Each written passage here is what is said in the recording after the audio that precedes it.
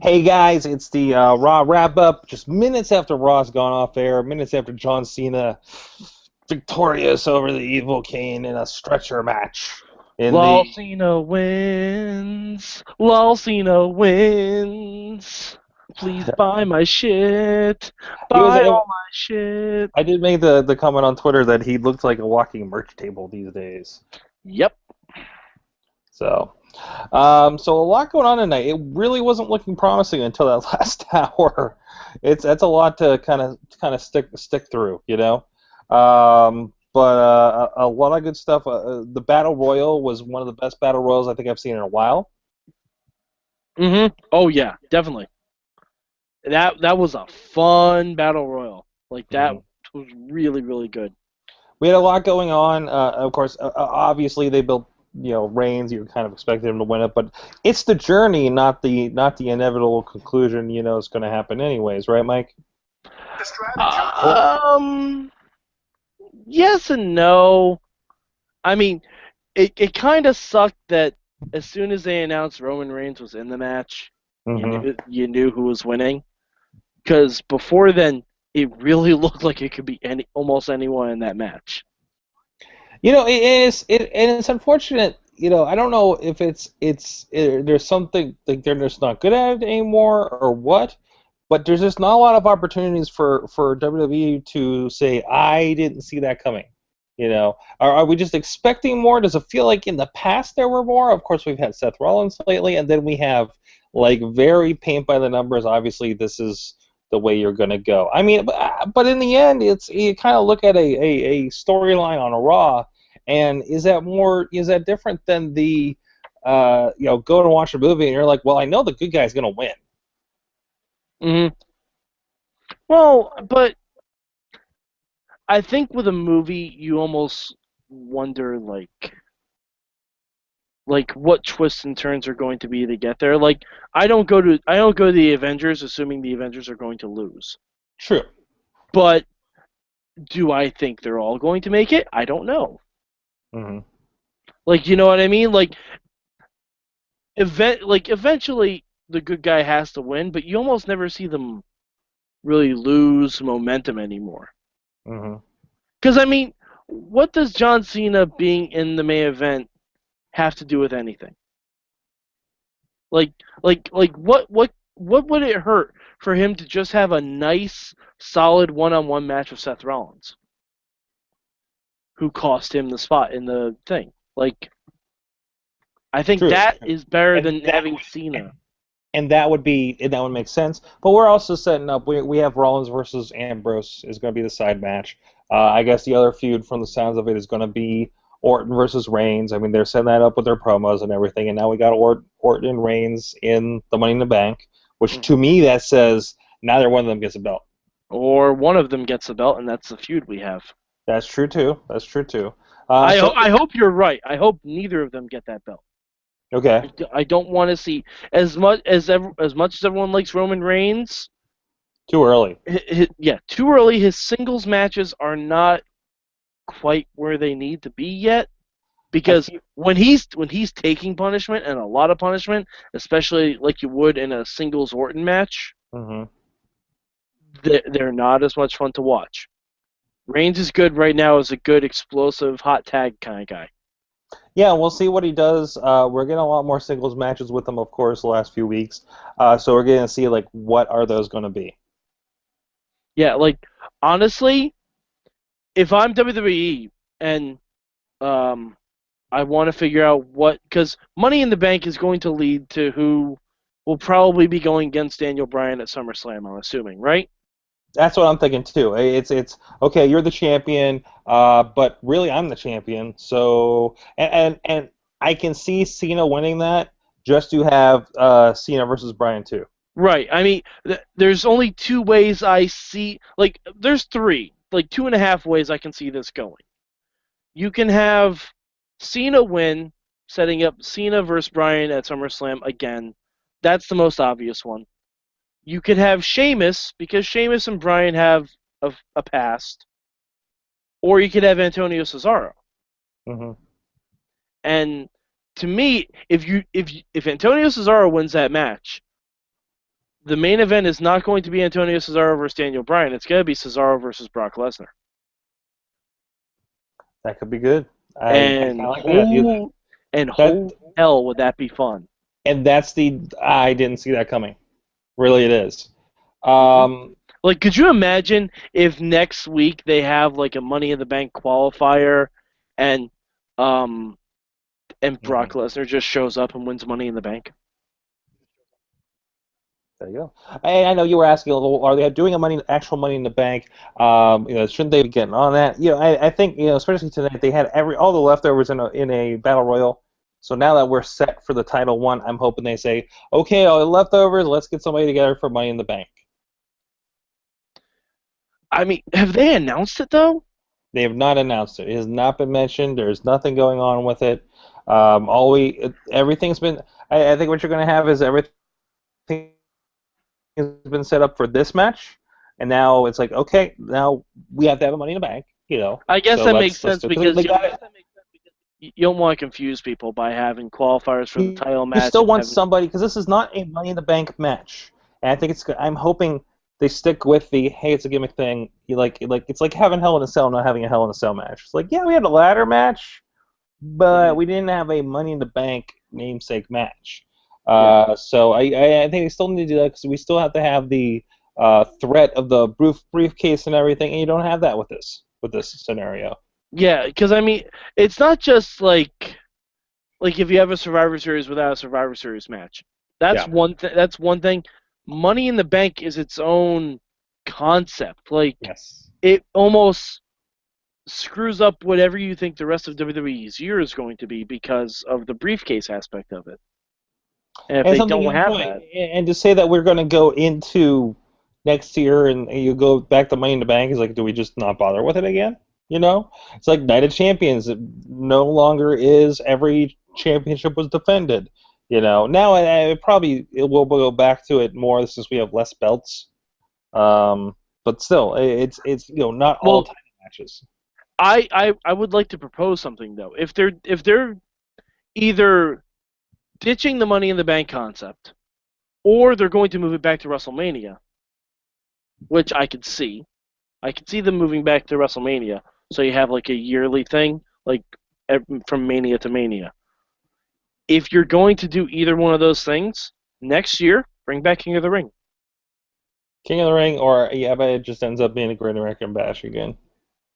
No, but King of the Ring was always in June, and you have it be for like it used to be for the number one contendership for SummerSlam. Was because it? Probably in later years it was, right? Owen Hart. Okay. Owen Hart got it. Mabel got it. I don't. I think it ended with like Billy Gunn, but when it first started, like it was for the number one contendership for SummerSlam.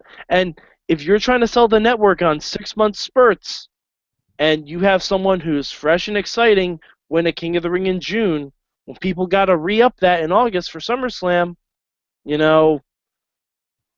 a King Wyatt, a King Cesaro, a King Bo Dallas. It's a great concept to promote people. It was great when they did the Booker. It's great when they did the Sheamus, I thought. Regal, it was amazing.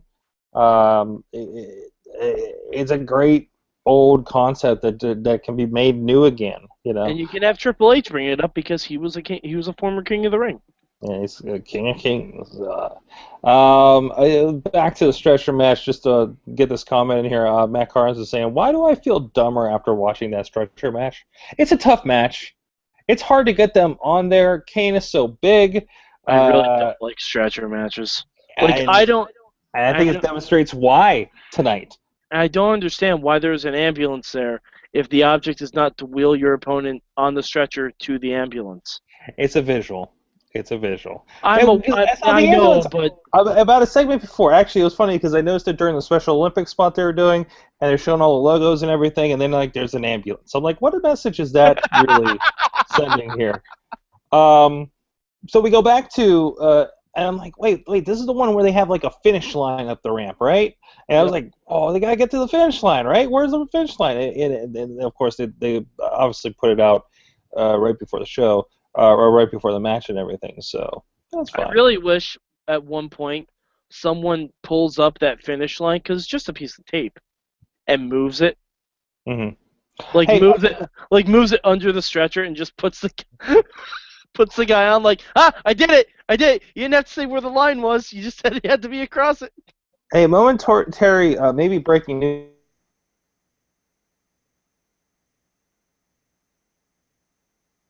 review right now on network. Yeah. So Which that's means cool. this was also pre-recorded. Well, of course, but also they probably did it now-ish, like closer now-ish, Oh yeah. hopefully. Well, I mean, Versus it's this in the thing, this thing, performance era, so yeah. it has This, to be new. oh, it is okay. Yeah. Because those who don't know, Legends House was filmed how many years ago? When we first heard about the WWE Network, that was going to happen. So Legends House filmed when WWE All Stars was a game. exactly. So that'll time it, as you can tell by the T-shirts and everything, and we're still blurring stuff apparently. And nobody told Jimmy Hart. Wore his WWF shirt all the time. Anyways, other stuff on the show tonight. Kevin Hart, go away. I don't want to anger you. And it's unfortunate because Adam Rose Fandango should have been an amazing match. And it wasn't. It was just a squash. I hope they get a pay-per-view. It wasn't I hope even they get a Adam Rose pay-per-view. Fandango. It was a mixed tag. It was a mixed tag with Summer and Layla on. Hey, also breaking from tonight, of course, they're in Cleveland, right up the road here from Pittsburgh. I just got a comment from Dustin, I believe. Yeah, Dustin, who's a regular. I believe this is the Dustin that's a regular commenter with you guys, Dustin Hall, for the Impact Thursday night shows at NXT. He's been commenting with you guys on the YouTubes, I know, and he's written in several times to the show.